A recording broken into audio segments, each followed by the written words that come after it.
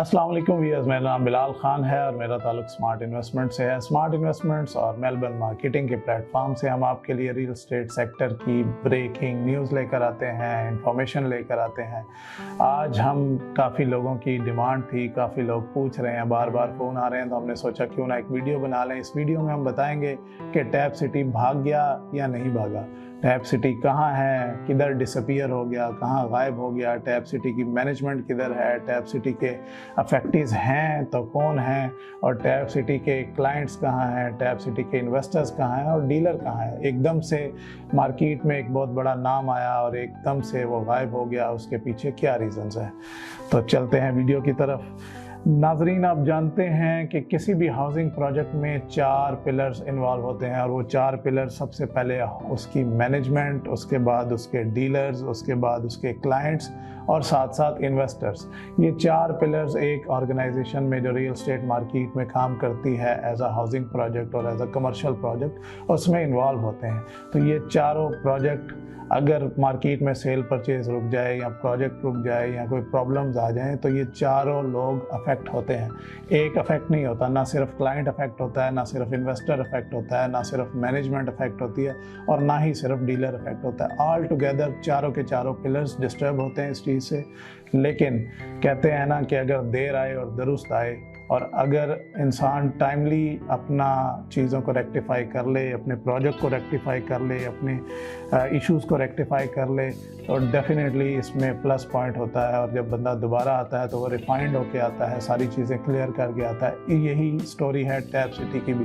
Tap city management जो इंतहाई मुखलिस और इंतहाई ईमानदार मैनेजमेंट है, सबसे पहले तो मैं उनका शुक्रिया अदा करूँगा। उन्होंने तमाम डीलर्स को उनकी पेमेंट्स कैश की मद में वापस की।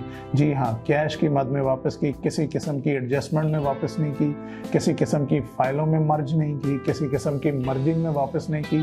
कैश लेकर कैश वापस करना, ऑन टाइम वापस करना। मुझे 1 नवंबर का चेक दिया गया था टैप सिटी की मैनेजमेंट की तरफ से, और मैं भूला हुआ था कि मेरे पास एक 1 नवंबर का चेक आया हुआ है, और टैप सिटी की मैनेजमेंट ने मुझे रिमाइंडर दिया कि सर आज आपका ये चेक है, आप काइंडली इसे कैश करा लें।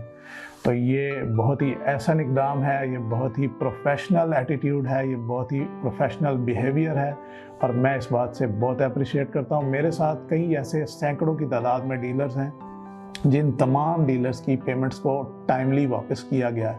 और मैं इस वीडियो में रिक्वेस्ट करता हूं कि अगर कोई भाई, अगर कोई डीलर, अगर कोई अफेक्टी ऐसा है जो कहता है मेरी पेमेंट वापस नहीं आई, मैंने पेमेंट दी थी, तो वो मेरे साथ रब्ता करे।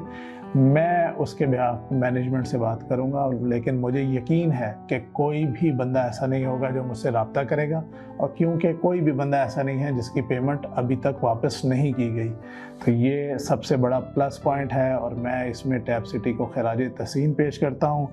अब टैप सिटी कहाँ है और कहाँ चला गया, क्या सोसाइटी बंद होगी, क्या सोसाइटी ने वापस नहीं आना, ये सारे क्वेश्चंस हैं जो हमारे माइंड में आते हैं। तो इन क्वेश्चंस का मेरे पास आंसर है, मेरे पास इन क्वेश्चंस की जवाब है, और वो जवाब ये है कि टैप सिटी में काफ़ी इश्यूज आ गए थे। नंबर 1 इशू ये था कि टैप सिटी की मैनेजमेंट में कुछ ऐसे अनासर थे, कुछ ऐसे लोग जंप करके इन्वॉल्व हो गए थे, जो लोग ये समझते थे कि सोसाइटी बनाना मिनटों का काम है, सेकंड्स का काम है, और वो लोग मैनेजमेंट को भी अपनी सो कॉल्ड महारतों से और अपनी सो कॉल्ड पॉजिटिव अपनी एक्सपीरियंसेस से मैनेजमेंट को नेगेटिव चीज़ों की तरफ लेके जाना चाहते थे। और वो कहते थे कि आप यूं करें तो यूं हो जाएगा, इतने करोड़ लगाएं या इतने लाख लगाएं तो सब कुछ हो जाएगा, आप मैरियट में आ जाएं तो ये हो जाएगा, आप अगर 2 मशीनें ले आएँ तो ये हो जाएगा।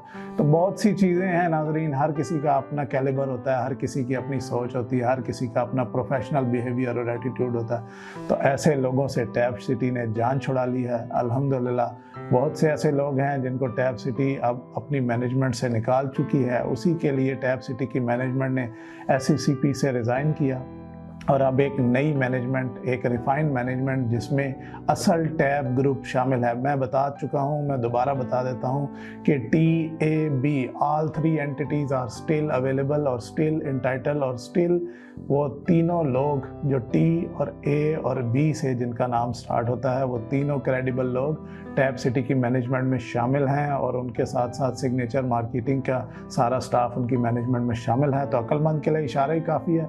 कि मैं किस हजरात या किस टीम की बात कर रहा हूँ जिन्हें उन्होंने सीन से आउट किया है और उसके लिए ये सारा काम किया गया है। दूसरे नंबर पे लीगल इश्यूज हैं। लोगों ने कहा कि आरडीए अप्रूवल के बगैर भी सोसाइटीज़ काम करती हैं, तो मैनेजमेंट ये भी एक गलत स्टेप ले चुकी थी, जो अब उस बात को दोबारा से वो रिफ़ाइन करने जा रहे हैं, रेक्टिफाई करने जा रहे हैं और आरडीए से सारे मामला तय करके एनओसीज लेके, लैंड क्लियर करा के, सबमिशन करा के, रेवेन्यू क्लियर करा के, उसके साथ साथ एलओपी अप्रूव करा के फिर टैप सिटी मार्केट में आएगा। और इंशाल्लाह ये दिनों में तो नहीं, लेकिन चंद महीनों में टैप सिटी दोबारा से खुशगवार इन्वायरमेंट में, तब तक ये पॉलिटिकल क्राइसिस भी ओवर इंशाल्लाह हो जाएगा, मुल्क में स्टेबिलिटी भी आ चुकी होगी और अच्छा मौसम, बहार का मौसम होगा। मैं आपको इशारा दे देता हूँ, तब तक आप इंतज़ार करें, क्योंकि अच्छी चीज़ देर आए दुरुस्त आए, ख़रीदनी पड़ती है, ख़रीदनी चाहिए, और जब इंसान ख़रीदता है तो वो कभी भी नहीं पछताता। तो लूप्स सब ख़त्म हो जाएंगे इंशाल्लाह ताला और टैप सिटी सारी ज़रूरियात और सारी एसेंशियल के साथ वापस आएगा।